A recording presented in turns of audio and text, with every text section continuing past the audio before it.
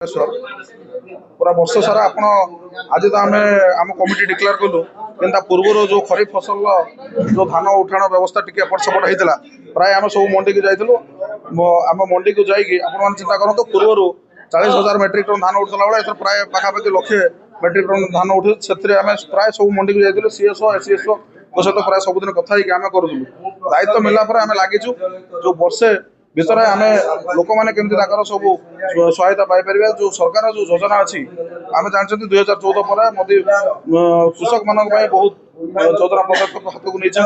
कौन हो जिन बहुत लोग जानी पारना धरत आम नीलगिरी कथा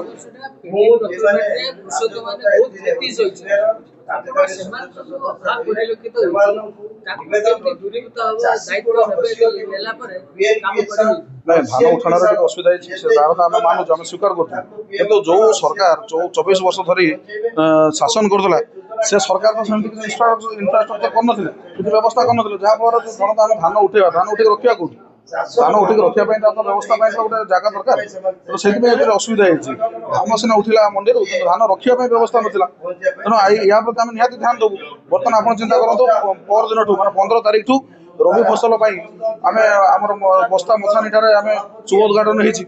किंतु देखो आम आम सरकार थी पर्सन धान उठेबे तो लोक धान ए बाहर मंडी की आसी पारुनी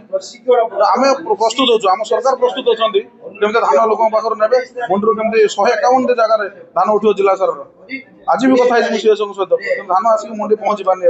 पूर्व सरकार पूरा सजग अच्छा घोषणा करा जिला सभापति श्रीयुक्त तापस कुमार महांती से घोषणा कर तत्सहित आम वरिष्ठ नेतृत्व सब अच्छा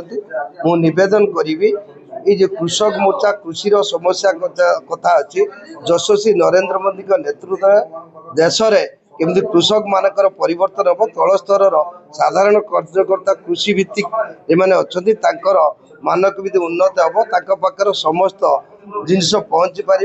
देशर से भविष्य हिसाब से कृषि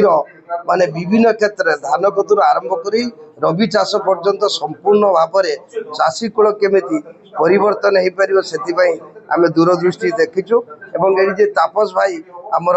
अच्छा जिला सभापति निश्चित चाषी कूल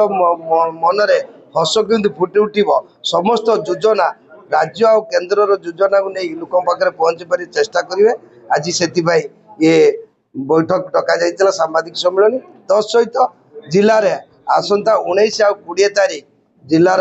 प्रशिक्षण शिविर आरंभ हम लुसी बिजनेस पार्क रे